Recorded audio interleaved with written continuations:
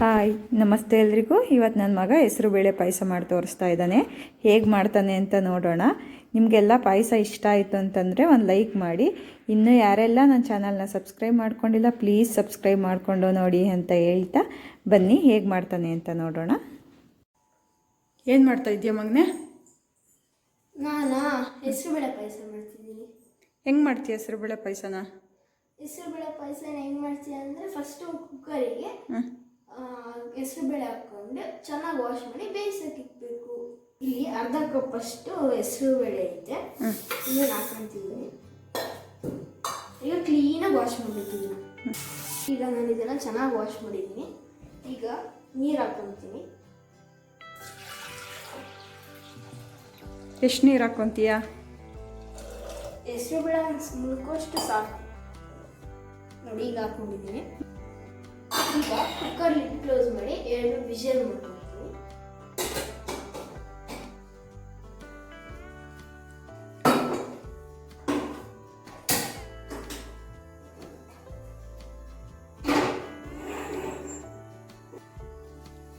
ಈಗ ಹೆಸರು ಬೇಳೆ ಬೇಯಷ್ಟೊತ್ತಿಗೆ ಮಿಕ್ಸಿಗೆ ಕಾಯಿ ಹಾಕೊಂಡು ರುಬ್ಕೊಳ್ಳೋಣ. 1 ಕಪ್ ಅಷ್ಟು ಹಸಿ ತೆಂಗಿನಕಾಯಿ ಹಾಕೊಂಡಿದ್ದೀನಿ. ಇದಕ್ಕೆ 2 ಏಲಕ್ಕಿ ಹಾಕೊಬೇಕು. ಹಾಕಿ ಚೆನ್ನಾಗಿ ಗ್ರೈಂಡ್ ಮಾಡ್ಕೊಳ್ಳಿ. ಬೇಕಂದ್ರೆ ಒಂದು ಸ್ವಲ್ಪ ನೀರು ಹಾಕ್ಕೊಂಡು ಗ್ರೈಂಡ್ ಮಾಡ್ಕೊಬೋದು. ಇವಾಗ ಒಂದು ಸ್ವಲ್ಪ ನೀರು ಹಾಕ್ಕೊತೀನಿ.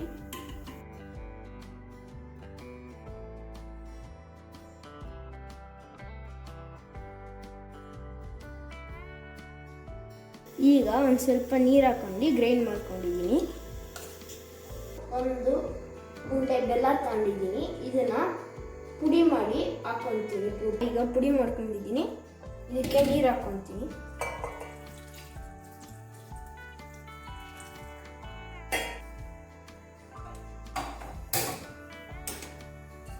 ಇದನ್ನು ಸ್ಟವ್ ಮೇಲೆ ಕರ್ಗೋಕೆ ಇಕ್ಕೋಣ. ಕರ್ಗೋಕೆ ಇಟ್ಟಿದ್ದೀನಿ. ಅದು ಕರ್ಗೋಷ್ಟೊತ್ತಿಗೆ ಹ್ಯಾಂಡ್ ಬೀಟರಲ್ಲಿ ಬೆಂದಿರೋ ಹೆಸರು ಬೇಳೆನ ಒಂದು ಸ್ವಲ್ಪ ಬೀಟ್ ಮಾಡ್ಕೊತೀನಿ.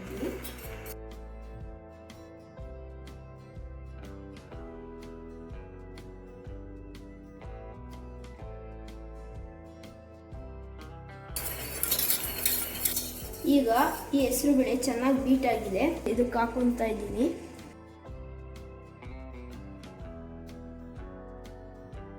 ಇವಾಗ ಮಿಕ್ಸ್ ಮಾಡ್ಕೊಳ್ಬೇಕು.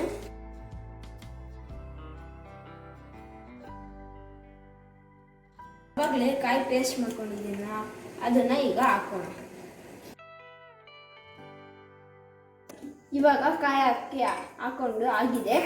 ಈಗ ರೋಸ್ಟೆಡ್ ಶಾವಿಗೆ ಹಾಕೊತಿದ್ದೀನಿ.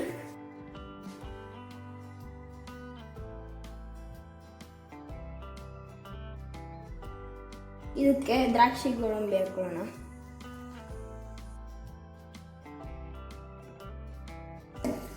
ಇವಾಗ ಒಂದು 10 ನಿಮಿಷ ಬೇಯಿಸ್ಕೊಬೇಕು.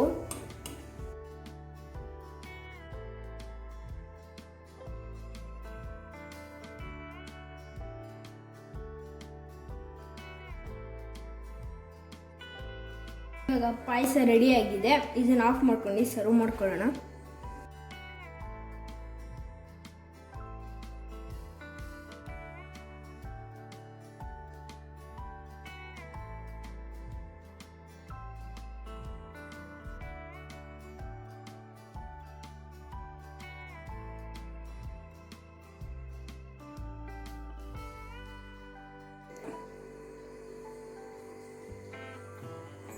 ಈಗ ಫೈನಲ್ ಆಗಿ ಪಾಯಸ ರೆಡಿ ಆಗಿದೆ. Thank you. ನೋಡಿದ್ರಲ್ಲ ಪಾಯಸ ಹೇಗೆ ಮಾಡೋದು ಅಂತ ಅಂದ್ಬಿಟ್ಟು. ನಿಮ್ಗೆ ಇಷ್ಟ ಆಯಿತು ಅಂತಂದರೆ ಒಂದು ಲೈಕ್ ಮಾಡಿ.